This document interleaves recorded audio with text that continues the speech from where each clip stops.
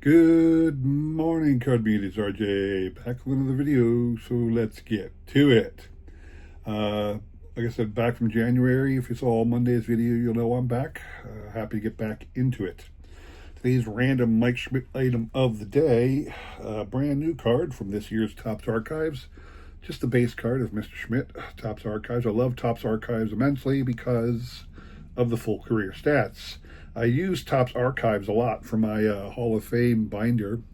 I'll be showing that off later this month as we get closer to the Hall of Fame announcement. I have one card of every member of the Hall of Fame, not necessarily playing era card. A lot of times these reprint cards are great because I want to see career stats of somebody on the back, and a playing era card does not have complete stats from their playing days. So my random Mike Schmidt item of the day, today's random baseball item of the day from 1985, a 7-11 disc or coin, however you want to call it, of Nolan Ryan.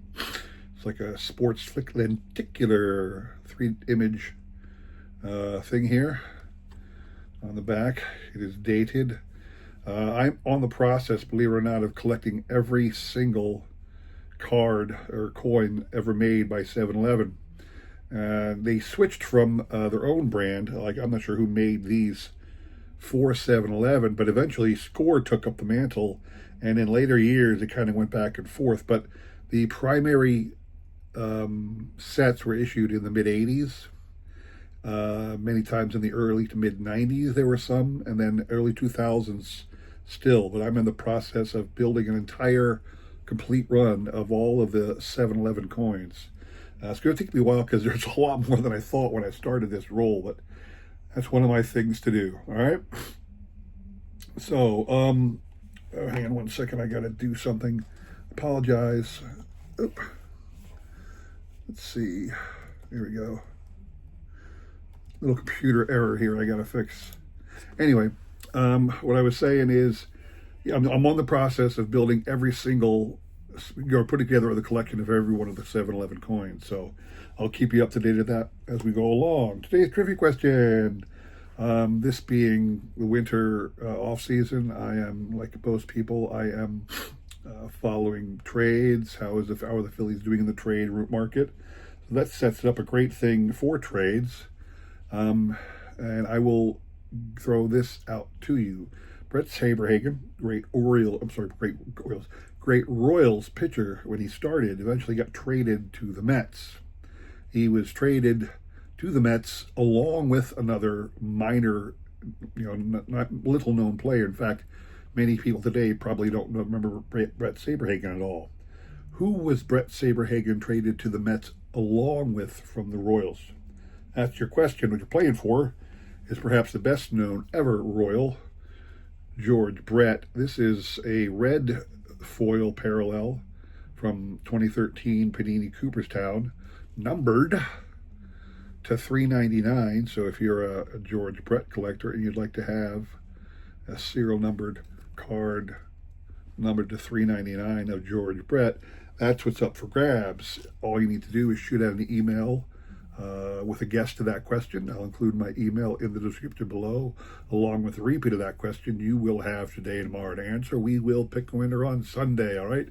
Good luck to everybody on that one. So today, I have seen many years now some of the better collectors, and in fact, some of the people who are just pretty good collections. Like, I think we all should think of ourselves as having a pretty good collection.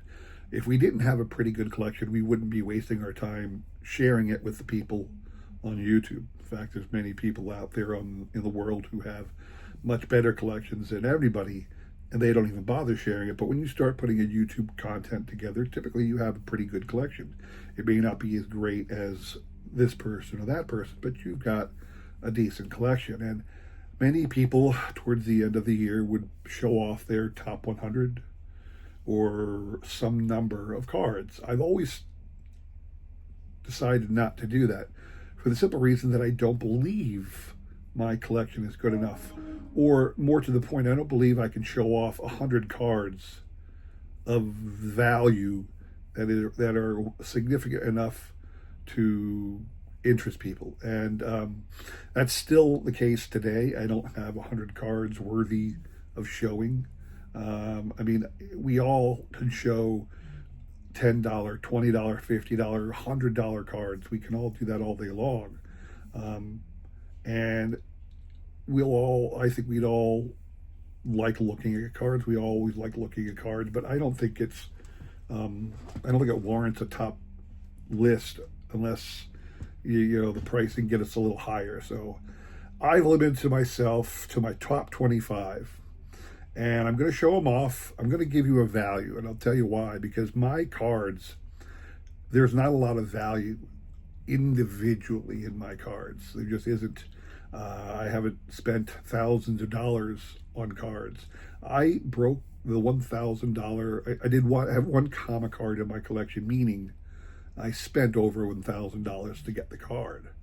And I only have 2 cards in my collection, only 2, that are today worth in excess of $1,000. So again, I do not have a huge collection. But I think I finally got to the point where it's not a bad thing or an uninteresting thing to show off my top group of cards, and I went to 25 for that reason. Now, a couple things about what I'm going to show you. It is heavy on 2 things. One, it is heavy on Mike Schmidt cards.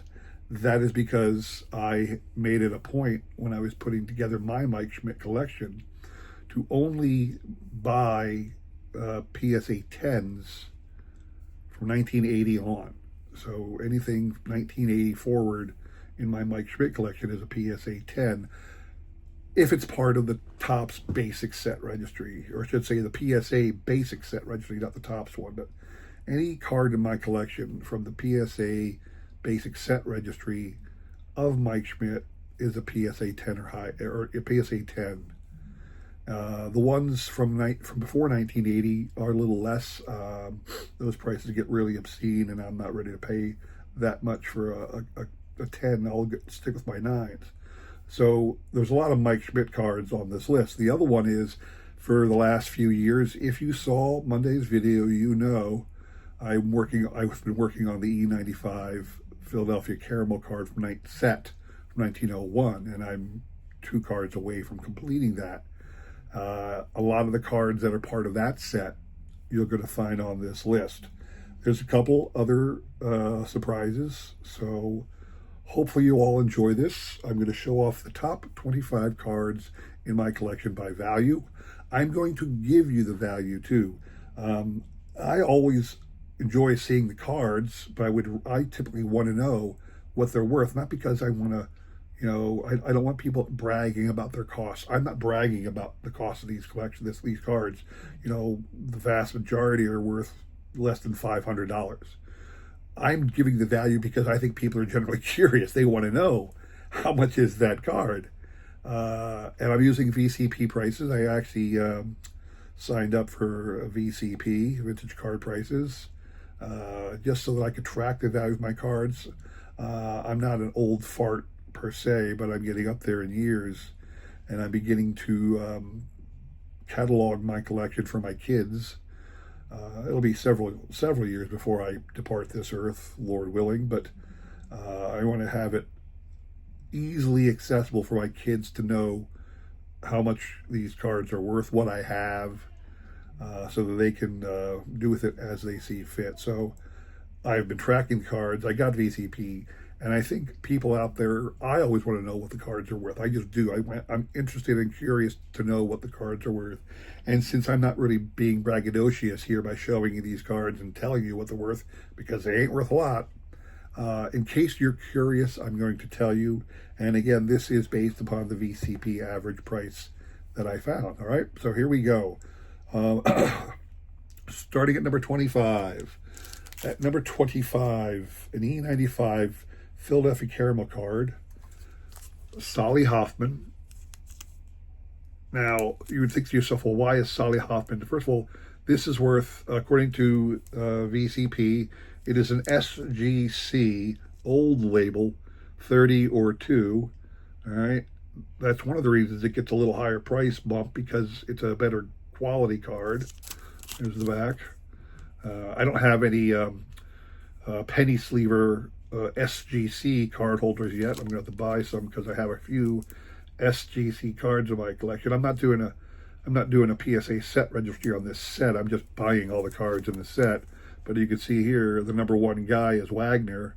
There's also Cobb in there, and if you saw Monday's video, yeah, that's all I got left in this set. But anyway, because this is a 30/2, the price comes in at about $225 for that card. That is card number 25. Similarly, card number 24, E95 Philadelphia Caramel of Eddie Collins in an SGC 1.5. This was bought on eBay. It's still got the seal on the back. And because I was surprised, even though it's Eddie Collins, it's got a 1.5, and it's only worth $225 as well. Kind of surprised. Thought, perhaps it should be worth more, but, we can wish our cards were worth X, Y, and Z. But in truth, it is what the market will bear. So, number 23, 1949 Bowman Robin Roberts rookie card. This is in a PSA Good 2. It is, valued at $250 by VCP. This is one of my big regrets in a way. I wanted the card more than I wanted the card that I traded it for, but I could have got a lot more in value from my trade if I hadn't just been so willing to give away the other card. I had pulled in a break several years ago a Derek Jeter autographed card from Top Stadium Club a couple years ago. It was numbered to 15, and I traded it straight up for this Robin Roberts card raw. So I don't know what a Derek Jeter card autographed is going for, but at the time I probably could have got $1,000 worth of value off of it, but I only traded it straight up for this raw Robin Roberts card. One of my hobby regrets. That is card number 23. 24, another E95 Philadelphia Caramel. More known player, Fred Merkle, but he beats the Eddie Collins because this is a 40 VG3. This card, according to VCP, is valued at $250. This also is a eBay authenticated card. It's got all kinds of things. I kind of wish it didn't have this. I might rip it out of this authentic thing. Void if damaged, I don't care. It's in an SGC holder, so you know it's authentic. But again, this one's at $250. Another one, I would have hoped this card was worth a little more because of the grade it has. The player brings it down a notch, although this is a well-known player. But I figured the card grade would rise it up because it's a vintage card. So 1965 Topps PSA 9 Tug McGraw rookie card. I got this as part of my all-time great Phillies set, and I thought the PSA 9 would make it worth a lot more than, again, it only clocks in at $250 at the moment in a PSA 9. I think I might have paid like close to $400 on this when I got it, but I thought I'm never going to see another 9 up for sale. It's probably a pretty valuable card in a PSA 9 grade. Didn't have VCP back then, so maybe I overpaid on that card. Then you get your first more modern card, and this is where Mr. Schmidt comes in to play. 1983 Topps PSA 10 Mike Schmidt, value at priced at $250 according to PSA. Oops, I'm starting to get up PSA VCP. Got to sit up a bit. Where am I at here now? Okay. Another 1909 E95 Philadelphia Caramel. This one makes sense because it's a freaking beautiful card. So this one here, 1909 E95 Philadelphia Caramel card of Bill Kerrigan, but it's in a 3.5 SGC, and look how sharp that card is. I mean, the edges are immaculate. This one, you put it in the eye appeal test, I bet it gets a really strong thing, and this might get, more than it's valued at $275. according to VCP, but I wouldn't be surprised if I got more than that, how sharp that card looks like, you know. This one I paid pretty much exactly what it's worth for it. I got this at the Philly show back in March. It is a 1913 Fatima Philadelphia Nationals team card, valued at $300, and I'm pretty sure I spent exactly $300 on it.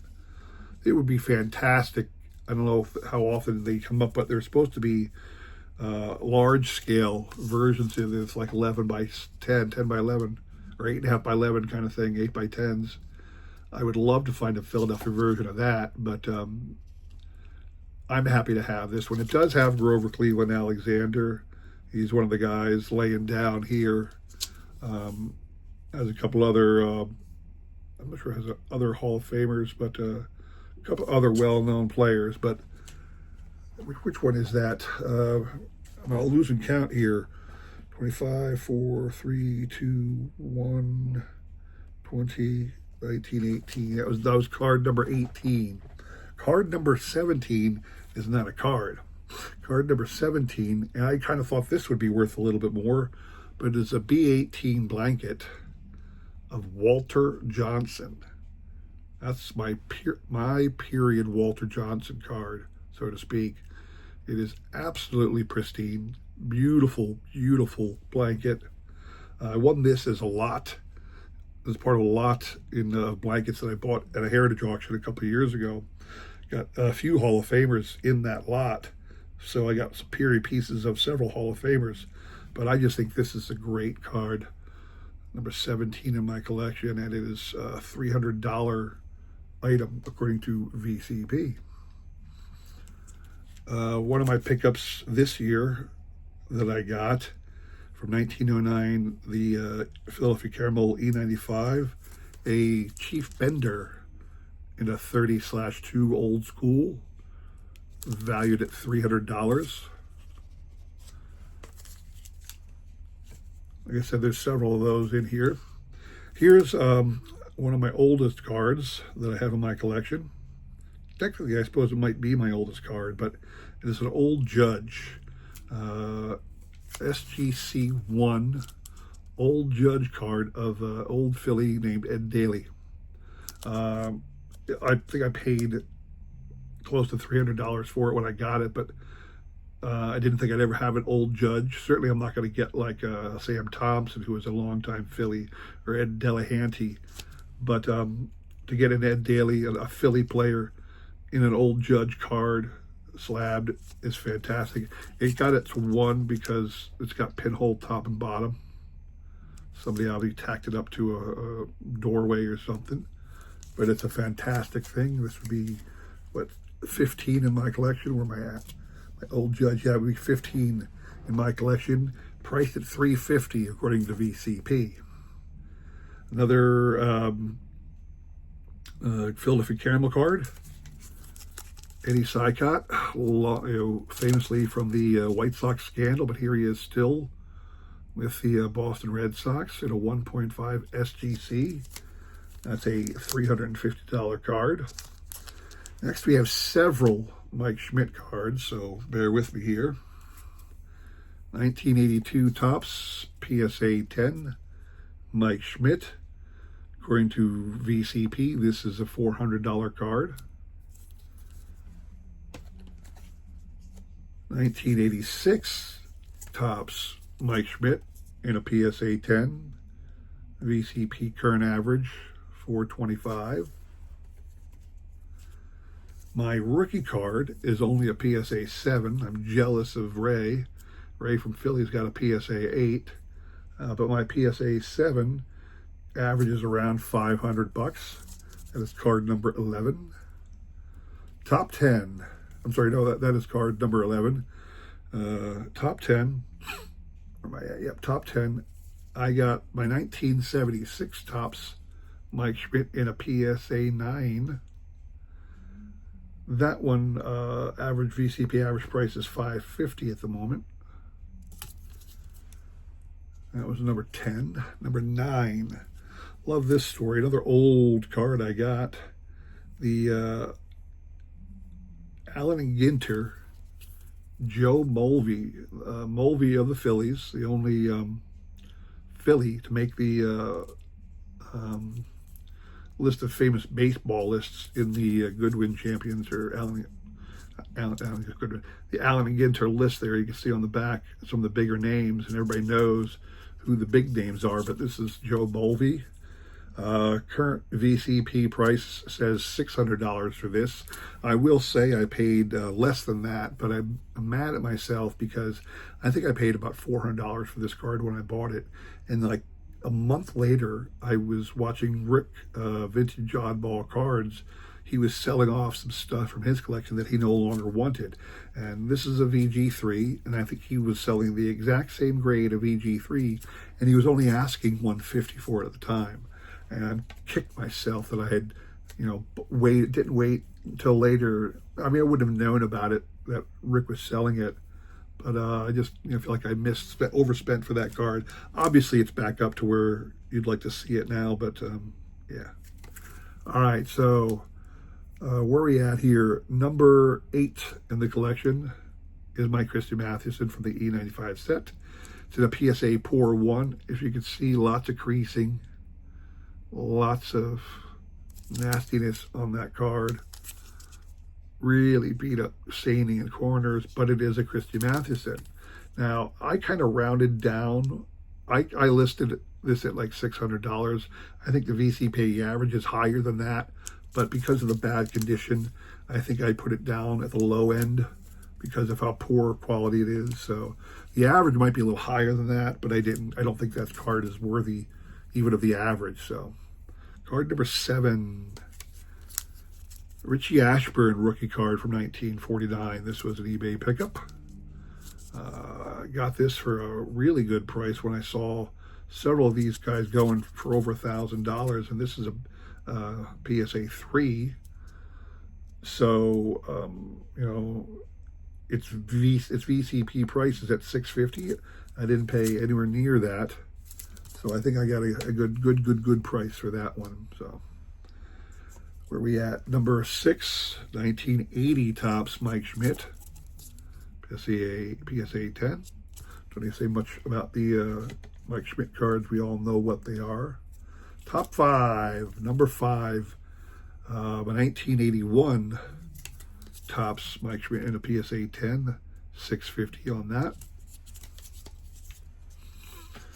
Number 4, my 1974 Topps in a PSA 9. Now, a lot of people are kind of like shocked. This one, 1974 Topps in a PSA 9, VCP averages $875. I got this not too long ago for like $600, and I was thrilled to get it that low because I knew it had to be worth more than that.